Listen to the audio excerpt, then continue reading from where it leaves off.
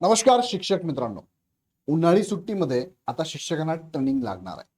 दुसरी, तिसरी आणि चौथी या तिन्ही वर्गाचा सिलेबस बदललेला आहे आणि या बदललेल्या सिलेबसनुसार जुन्या पद्धतीने ज्या पद्धतीने तुम्ही शिकवत होता त्यामध्ये आता बदल करावा लागणार आहे आणि या बदलासंदर्भात आता शिक्षकांना ट्रेनिंग सुद्धा मिळणार आहे. सो उन्हाळ्या सुट्टीमध्ये तुम्हाला जनगणना तर आहेच आहे, आता ट्रेनिंगची सुद्धा तुम्हाला इथे आता सुट्टी मिळणार नाही, म्हणजे ट्रेनिंग पण होणार आहे. सो या ट्रेनिंगला हजर राहावं लागणार आहे, कंपल्सरी केलेलं आहे. सो याबद्दल थोडक्यात माहिती आपण घेणार आहोत काही मुद्द्यांमध्ये, जसं की निर्णय काय आणि कुणाचा आहे. राज्य शैक्षणिक संशोधन व प्रशिक्षण परिषद NCERT SCERTचा नवा आदेश आलेला आहे बघा, स्टेटचा. त्यानंतर कुणासाठी आहे तर इयत्ता दुसरी, तिसरी आणि चौथीच्या शिक्षकांसाठी असणार आहे. कधी असणार आहे? 4 मे पासून सुरुवात आहे. उन्हाळी सुट्टीमध्ये असणारे प्रशिक्षण पूर्ण करणे बंधनकारक केलेलं आहे, कारण 2026-27 पासून येणाऱ्या नवीन अभ्यासक्रमाची तयारी करायची आहे. स्वरूप काय असणार आहे? राज्य लेवलला, जिल्हा लेवलला आणि तालुका अशा 3 टप्प्यामध्ये प्रशिक्षण कंप्लीट केलं जाणार आहे. अपवाद कोण याच्यामध्ये तर इयत्ता 6वीचा यात समावेश नाही. खाजगी शाळांनाही स्वतःच्या खर्चाने ते नियोजन करायचं आहे. तो खाजगी शाळांना सुद्धा ट्रेनिंग असणार आहे. सो याबद्दल आपण माहिती घेणार आहोत. याबद्दलचं सकाळ न्यूजपेपरला आली ही बातमी तुमच्या समोर आहे, त्यांनी सगळं डिटेल्स पण याच्यात टाकलेलं आहे. आता या संदर्भातलं संबंधित शाळेला सुद्धा आता अशी नोटीस वगैरे पाठवण्यात आलेली आहे. संबंधित शाळेमधील शिक्षकांना सुद्धा हे कळवण्यात आलेलं आहे. सो हा व्हिडिओ घेण्याचा उद्देश हाच आहे की यामध्ये आपण थोडक्यात चेक करूया की तुमचा प्रशिक्षणचा वर्ग कसा कसा असणार आहे. पण तत्पूर्वी सांगू इच्छितो तुम्हाला मी की इग्नाइट अकॅडमीकडनं शिक्षकांना जर TT क्वालिफाईड व्हायचं असेल तर इग्नाइटची 10.0 ही बॅच आपण चालू केलेली आहे. द्रोणा 10.0, ज्यामध्ये तुम्हाला पूर्ण सिलेबस कव्हर केला जाणार आहे, ज्यामध्ये तुम्हाला पेपर 1, पेपर 2 आणि पेपर 1+2 अशा सेपरेट बॅचेस पण आहेत. लाईव्ह प्लस रेकॉर्ड बॅचेस आहे आणि विथ बुक किट आणि बॅग तुम्हाला घरपोच मिळेल. तुम्हाला बुक किट नको असेल किंवा तुमच्याकडे असेल तर तुम्ही ही बॅच जॉईन करू शकता. दोन्ही बॅचची फाईल तुम्हाला नक्कीच आहे. सिलेबस कव्हर होणार आहे. तुम्हाला हवं तेव्हा लेक्चर बघू शकता.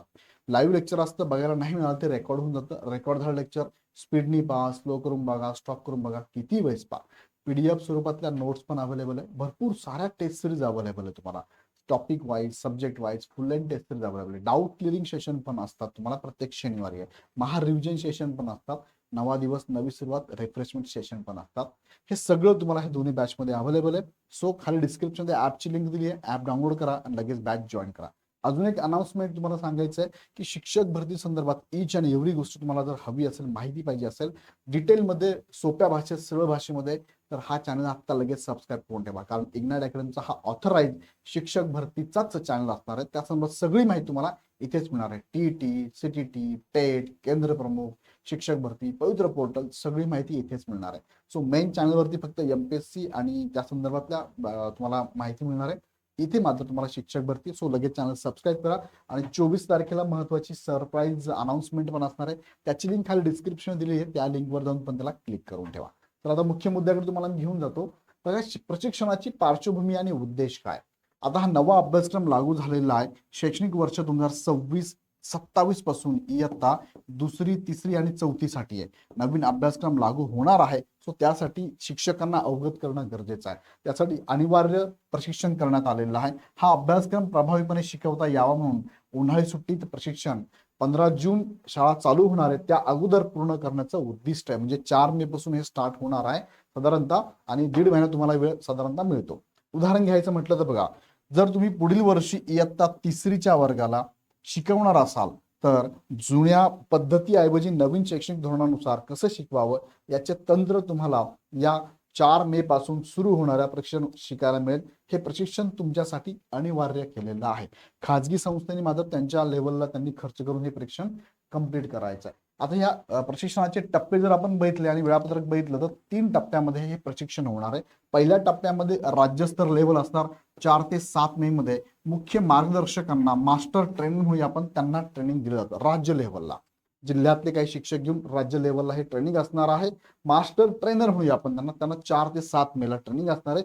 आणि मग हे ट्रेनरचा उपयोग करून जिल्हा स्तरावरती 11 ते 14 मेच्या दरम्यान राज्य स्तरावरील मार्गदर्शकांद्वारे पुढील टप्प्यातील प्रशिक्षण जिल्ह्यातील शिक्षकांना दिलं जाणार आहे. आणि त्यानंतर तालुका स्तराचा विचार केला तर 18 ते 30 मेला तळागाळातील सर्व शिक्षकांपर्यंत प्रशिक्षण पोहोचणार आहे. हे सगळे पोहोचवणार आहे. अशा 3 टप्प्यामध्ये हे प्रशिक्षण सगळ्या शिक्षकांना मिळणार आहे.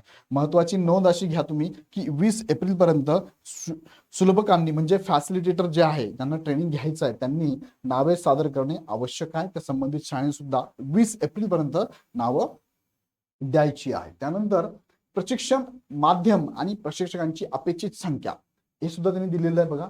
प्रशिक्षण प्रामुख्याने तुम्हाला मराठी आणि उर्दू ह्या माध्यमांसाठी डिझाईन केले आहे.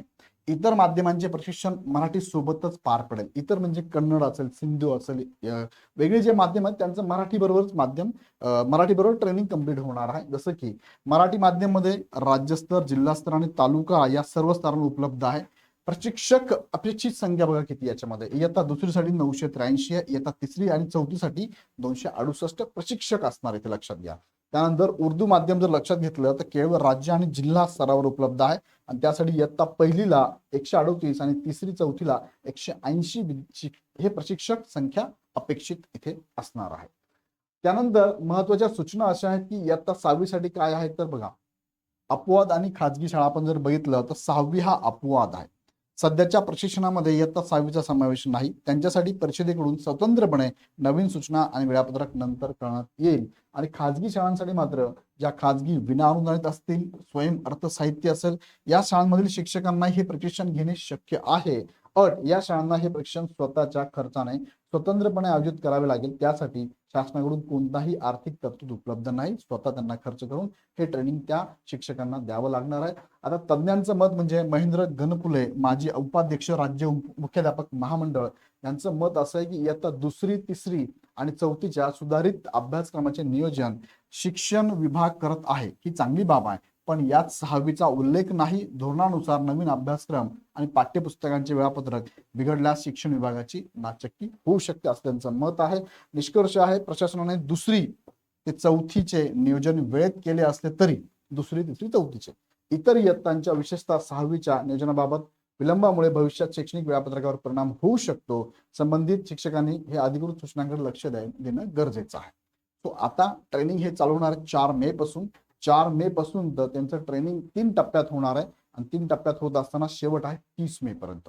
15 जूनला शाळा चालू होते. सो ह्या 4 ते 30 मेच्या दरम्यान 3 टप्प्यात हे प्रशिक्षण कंप्लीट होणार आहे आणि यासाठी संबंधित शिक्षकांना आपली नावं पण देणं गरजेचं आहे. तर विद्यार्थी मित्रांनो, नक्कीच चांगला बदल आहे. एनसीईआरटीच्या नियमानुसार आता हा दुसरी, तिसरी, चौथीचा सिलेबस बदलणार आहे. शिक्षकांना ट्रेनिंग मिळणार आहे.